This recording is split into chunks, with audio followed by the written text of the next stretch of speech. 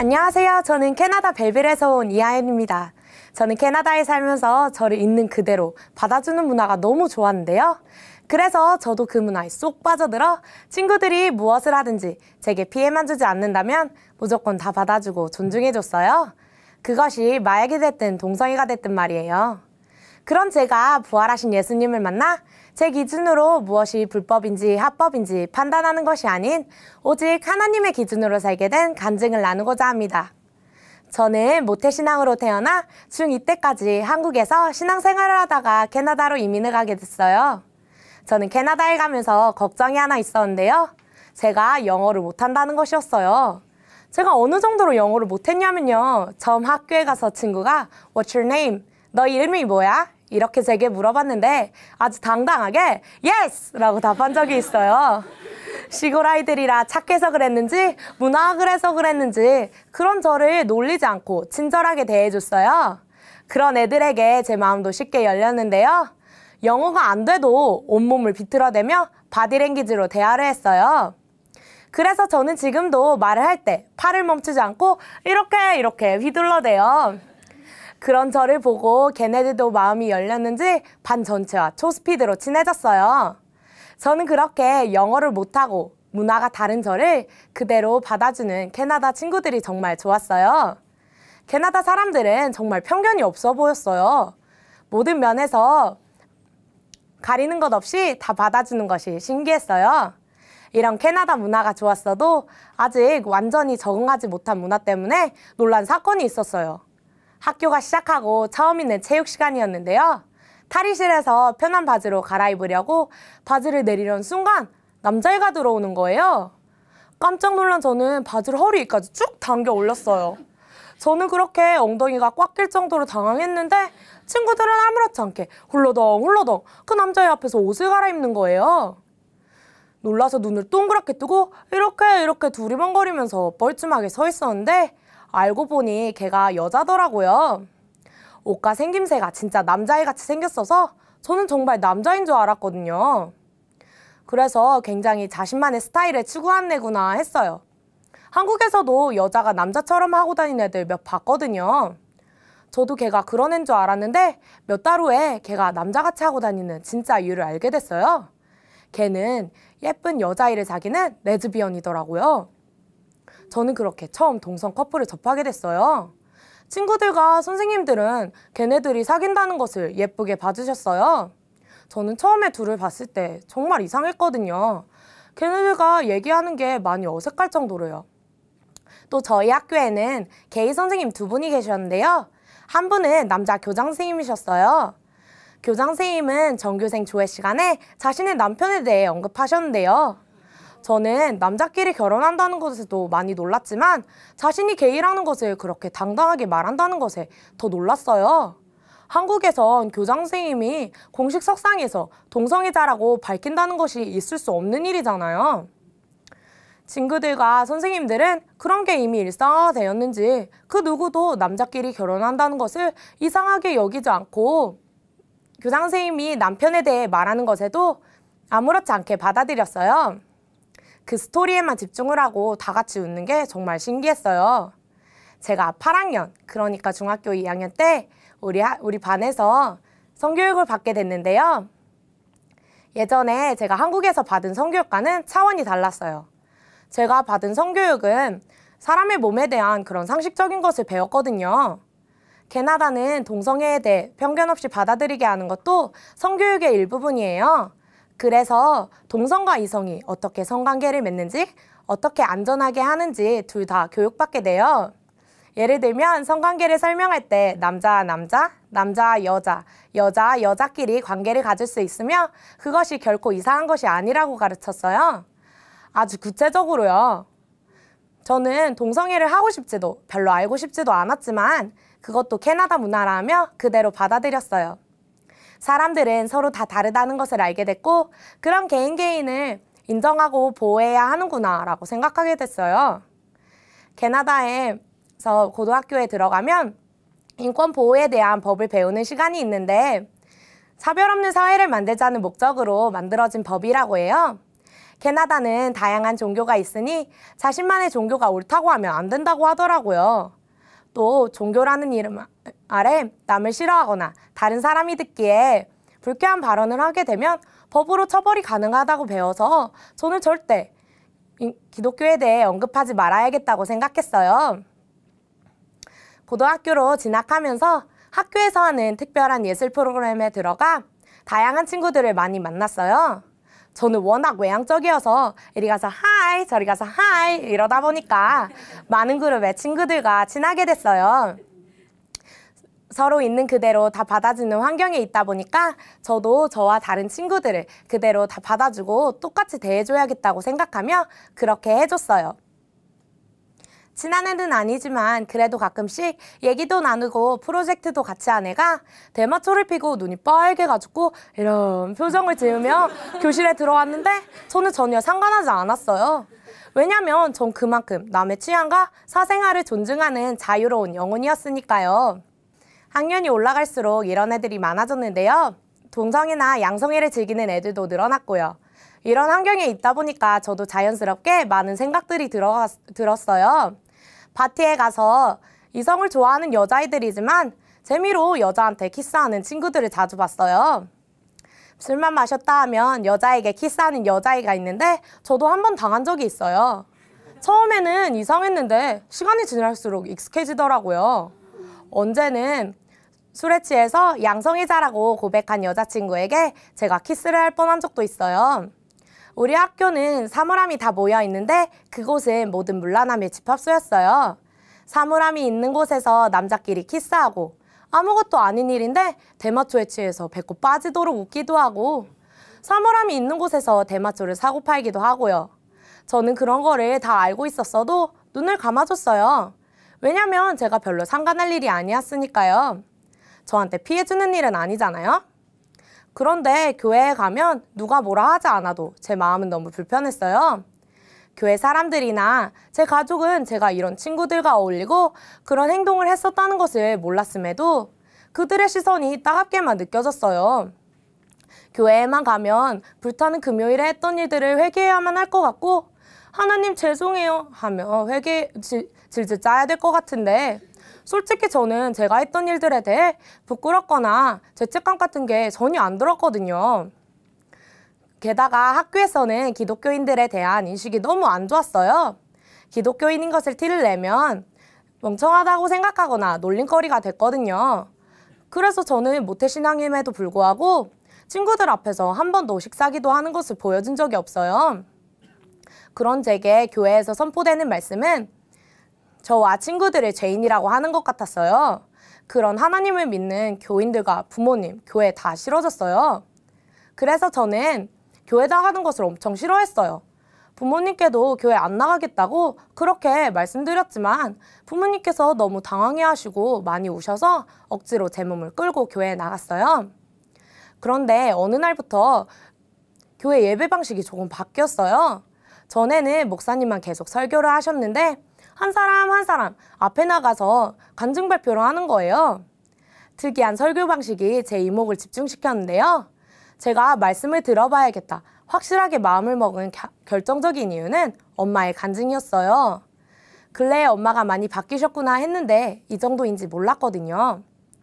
우리 부모님은 캐나다에서 조금 큰 편의점을 하시는데요. 가게가 좀 크다 보니까 물건 훔쳐가는 사람도 꽤 있었어요. 엄마는 누군가가 껌 한 통을 훔쳐가면 몇 날 며칠 그 껌 때문에 엄청 분해하고 억울해하셨거든요. 그 사람에 대한 화를 시키지 못하셨어요. 근데 그랬던 엄마가 한국 돈으로 5만 원이 넘는 큰 불꽃놀이 세트를 훔쳐간 사람에게 긍휼함을 품으며 그 사람이 예수님을 믿기 원한다고 하셨어요. 하나님께서 이런 일을 있게 해주심에 감사하시다고 복음을 위해서라면 그 사람을 위해 죽으실 수도 있다고 고백하시는데 저는 이게 뭔가 했어요. 껌 한 통 가지고 그렇게 분을 내셨는데 5만 원이 넘는 걸 누가 훔쳐갔는데도 그 훔쳐간 사람을 미워하시지 않는 걸 보고 오히려 사랑을 품으시는 걸 보고 저는 너무 깜짝 놀랐어요. 이러실 수 있는 분이 아니셨거든요. 그래서 부모님을 저렇게 바뀌게 한 말씀을 듣고 싶더라고요. 말씀을 듣는데 목사님이 무슨 말씀을 하시는지 하나도 안 들어오더라고요. 목사님께서는 분명히 한국어를 사용하시고 있고 전 한국인이 맞는데 외계어를 듣는 듯한 느낌이 들었어요. 목사님은 부활, 부활, 부활 이러시는데 도통 무슨 말씀을 하시는지 제 머리에 하나도 안 들어오더라고요. 부모님은 목사님의 설교 말씀이 좋았네, 뭐네 매번 신바람이 나셨는데 저는 목사님 말씀만 들으면 머리가 터질 듯이 아팠어요. 언제는 목사님께서 구원은 선물이야 라고 하신 적이 있어요. 근데 이게 진짜 이해가 안 가는 거예요. 모든 말씀을 지켜야 구원을 받는 것 같은데 그게 무슨 선물이냐고요. 저는 목사님의 이 말씀을 계속 생각했어요. 구원이 선물이라는 게 믿기진 않았지만 저도 그 선물을 받고 싶었기에 계속 고민하고 기도했어요. 어느 날 교회 친구랑 놀게 됐는데요. 친구가 말씀이 어땠냐고 어렵진 않냐고 물어봤어요. 제 마음을 읽은 건지 그렇게 콕 집어서 물어보는데 마음이 바로 열리더라고요. 그래서 친구한테 목사님께서 구원은 선물이라고 하셨잖아. 근데 내가 눈으로 볼 수 있는 것도 아니고 하나님께서 주신다고 해서 진짜 선물처럼 손에 받을 수 있는 것도 아닌데 어떻게 구원을 받으면 돼? 이렇게 말했어요. 그러니까 친구가 제가 제 입으로 예수님을 주인으로 시인하고 또 하나님께서 예수님을 죽은 자 가운데서 다시 살리신 것을 제 마음에 믿으면 구원을 받는다 그러는 거예요. 구원을 받을 수 있는 유일한 방법은 예수님을 믿지 않은 죄를 회개하고 예수님을 하나님으로 제 마음의 주인으로 믿으면 된다 그러는 거예요. 근데 하나님께서 그렇게 예수님을 하나님으로 주인으로 믿을 수 있는 그 증거를 주셨다는 거예요. 그게 바로 부활이라고 했어요. 부활하신 예수님을 보고 제자들이 변한 것처럼 부활하신 예수님을 믿고 엄마가 변하신 거였어요. 부활하신 걸 보니까 예수님이 진짜 하나님이시더라고요. 저를 지으신 창조주요. 그 창조주가 저희 죄를 위해 죽으시고 내가 믿을 수 있도록 부활하셨는데도 저는 예수님을 하나님으로 주인으로 믿지 않고 있었어요. 이런 제 모습을 보니까 손이 떨리고 다리가 떨렸어요. 제가 무슨 죄를 누구한테 진 건지 너무 적나라하게 드러나니까 어쩔 줄을 몰랐어요. 하나님, 저는 지금까지 단 한 번도 예수님을 주인으로 믿지 않고 살아왔어요. 하나님께서 저를 위해 예수님을 보내주시고 십자가에 죽으시고 부활하셔서 믿을 수 있게 해놓으셨는데도 저는 믿지 않고 있었어요. 하나님, 더 이상 예수님께서 이뤄놓으신 것을 처참히 무시하는 죄인으로 살지 않겠습니다. 하나님, 잘못했어요. 용서해 주세요. 예수님을 주인으로 믿겠습니다. 예수님만이 저희 주인이시고 하나님이십니다. 그동안 예수님을 믿지 않아서 제가 주인 되었고 제 생각이 하나님의 말씀보다 더 위에 올라가 있었던 거였어요. 예수님을 믿지 않아서 하나님의 말씀이 틀렸다고, 성경은 이 시대와 맞지 않는다고 싫어했던 거였어요. 예수님이 계셔야 할 자리에 지식이 있었고 친구가 있었고 쾌락이 있었어요. 하지만 예수님이 주인 되시니까 저의 생각이 완전히 달라졌습니다. 그동안 제가 아무렇지 않게 생각했던 캐나다의 현실이 보였어요. 예전에 학교에서 되게 귀엽다고 나랑 뽀뽀하고 싶다고 뒤에서 수군거리던 동성애자인 여자애들의 말을 들으면서도 저는 그 애들의 말에 불쾌감을 표시할 수가 없었어요. 그러면 제가 그들을 차별하는 게 되거든요. 사실 제 마음에서 그들을 차별하지 말아야 한다는 생각에 젖어 있어서 아무렇지 않았고 오히려 그들에게 매력적으로 보인다는 것에 기분이 좋았던 기억이 났어요. 갑자기 아찔하더라고요. 나도 언제든지 동성애에 빠질 수 있겠구나 싶었거든요. 근데 이것보다 더 아찔한 것은 그런 상황이 오더라도 그 누구도 어떤 법도 그런 저를 붙잡아 줄 수 없다는 거였어요. 그걸 알게 되니 와, 나 진짜 살았네. 하나님께 너무 감사했어요. 이런 사실들을 알게 되니까 예수님을 믿으면 이런 위험한 상황에서 빠져나올 수 있고 구원을 받을 수 있는 건데 그걸 말하지 못하는 이 현실이 너무 답답했어요. 그런 제게 하나님께서 말할 수 있는 기회를 주셨습니다.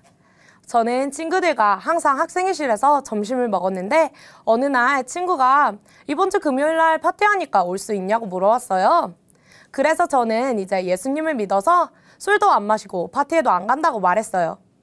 그러니까 그 옆에 있던 친구가 자신도 교회를 다니고 부모님도 교회를 다니시는데 성경에 파티 가면 안 된다고 한 적이 없다고 그러는 거예요. 그러면서 그 친구의 교회는 목사님이 게이여도 상관이 없고 동성애가 안 된다고 하지 않는 개방적인 교회라며 자랑을 하는 거예요. 어차피 성경에 나오는 모든 말씀이 다 진짜라고는 믿지 못하겠다고 하더라고요. 저는 너무 놀랐어요. 기독교인을 싫어하는 학교 분위기를 알 텐데 당당하게 기독교인이라고 말하는 친구에게도 놀랐지만 예수님을 믿는다고 하면서 어떻게 저런 말을 하지? 생각이 드니 너 예수님을 믿는다고 하면서 성경이 틀리다고 말할 수 있어? 예수님이 부활하셨어. 그래서 성경의 모든 말씀에 다 아멘할 수 있는 거야. 너가 믿는다고 말하지만 사실 믿는 게 아닌 거잖아. 제가 말하면서도 예전 같았으면 제가 저 아이처럼 말하거나 다른 사람이 그런 말을 하더라도 그냥 가만히 있었을 거예요. 근데 너무도 당연하게 부활하신 예수님을 통해서 성경의 모든 말씀이 다 진짜고 믿을 수 있는 거라고 자연스럽게 말하는 제가 너무 신기했어요. 그런 저희의 대화를 듣던 다른 친구가 너네 왜 이런 얘기를 학교에서 해? 그만하라면서 불쾌하다는 듯 나가버리더라고요. 불쾌감을 느낀 친구가 그렇게 나가버리니 분위기가 갑자기 무거워졌어요. 그 인권법 때문에 그때 그 친구가 저를 고소했으면 저는 잡혀갈 수도 있고 학교에서 잘릴 수 있는 상황인 건데 예수님께 꽂히니까 다른 건 아무것도 안 보이더라고요. 저는 계속 하늘의 기쁨으로 복음을 담대하게 전했습니다. 지금도 캐나다는 동성애가 죄라고 하나님의 말씀만이 진리라고 말할 수 없는 상황이에요. 부활하신 예수님을 만나지 못했더라면 저는 아직도 친구들이 마약을 하든 동성애를 하든 양성애를 하든 그대로 받아들이고 그들을 이해하려고 노력했을 거예요. 그러나 이제는 그런 저의 중심이 하나님보다 더 위에 서서 세상 기준이 맞다고 말하며 하나님의 말씀을 대적하는 악한 모습임을 알기 때문에 오직 하나님의 기준으로 사는 삶을 살게 되었어요. 영혼을 구하는 사명을 위해 사는 제가 되었고요. 저는 지금도 예수님을 주인으로 믿지 못하는 친구들을 위해 간절히 기도하고 있어요. 제 삶으로 복음을 전하고 있고요. 캐나다에 있는 친구들과 예수님을 믿지 못하는 친구들을 위해 그리고 제가 만나는 모든 영혼들이 부활의 복음을 듣고 예수님을 주인으로 믿어 함께 하늘의 기쁨을 누리기를 소망합니다. 예수님 사랑합니다. 감사합니다.